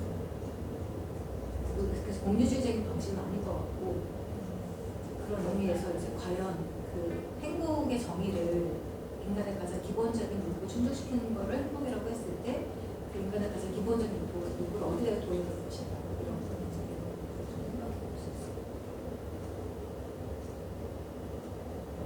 근데 어디에서 보면은 행복이라는 걸 너무 추구하는 것 자체도 문제다라는 걸 그렇죠. 자체가 뭐 문제다. 문제예요. 네, 문제다.